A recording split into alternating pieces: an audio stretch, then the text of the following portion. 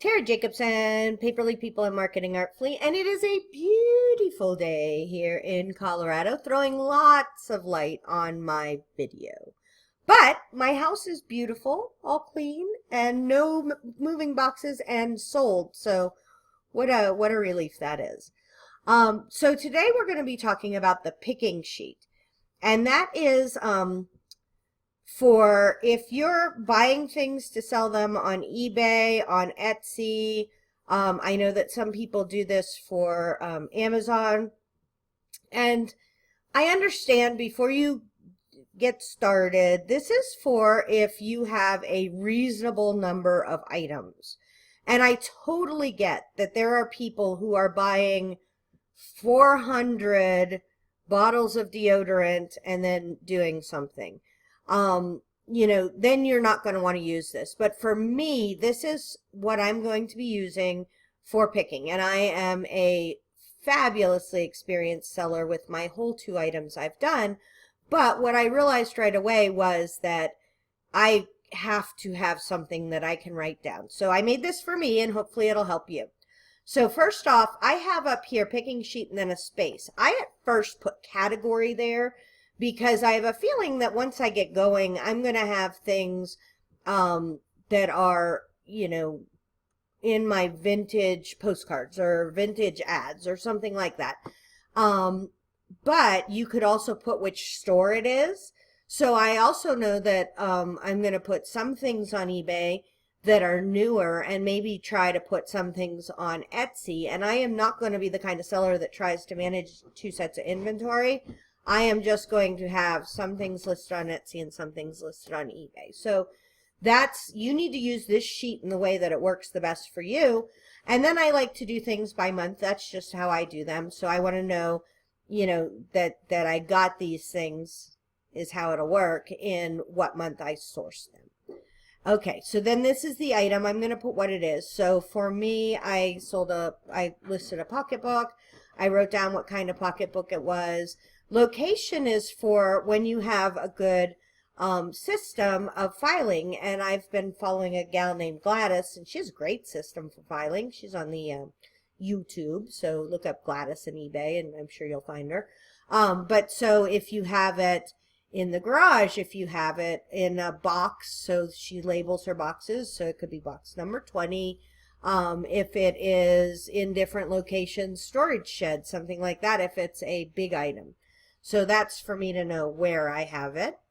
The amount I purchased it from. This is functionally 90% of what I want this sheet for. So I want to be able to go to ARC, which is a thrift store here in Colorado, and say I purchased 12 things.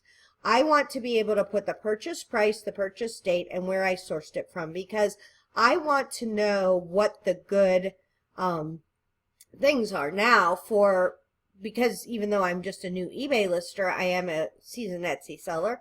I would put even the, if you're sourcing from estate sales, I would put the name of the estate sale company. So here we have Gypsy Boys and things like that. So I'm going to put as much information as I can there so that I can kind of look back and see where what's going well and what's not going well. So then my list price, what I listed it for, the list date, so that I can see how far apart I am. And I probably will do this with a coloring system. So if I purchase it and list it within a week, I'll probably like highlight that green and say that I did a good job. If I purchased it and listed it a month later, I might highlight it in red, just so that I know for myself how my process is going. And then when it sold, what the amount it sold for, and then the date it sold, because I kind of want to see, and I probably will do that same kind of thing. If it took 6 months to sell, then that's not going to be a good item for me to carry in my store. I will be carrying all kinds of paper things because that's kind of who I am. But, I found first like a really cute red dress. It's funky and it's cool. But if I find out that I'm really horrific and it takes me 6 months to sell cute red dresses, then I need to rethink that. And I've been reading and researching a lot, and one of the gals that seems really knowledgeable and neat is Cindy Sorley, and she said that she used to have all different Etsy store or eBay stores, and she just has one, and that works on eBay. I would say, because I'm going to be using this for Etsy too, that on Etsy you do better if you have consistent types of items. So for me, say I was going to be sourcing photography props. They could be photography props for food bloggers and for, you know, the planner girls and all that, but they're all going to have to be similar. I can't sell a cute red dress and photography props on the same Etsy store really easily. I think that it's just a different kind of shopper. So you need to figure out where you're going to be doing that if you're going to be listing on multiple sites, and then profit. So here, I am not an accountant. I have an accountant, my mother-in-law's bookkeeper, so she actually keeps track of all this for me. I am just going to, you know, for purchase price, you could include the tax, right? Because even if you're buying it at Goodwill, you will have tax in there, which is a cost to your business. So if I was going to put the tax in, I would put it here.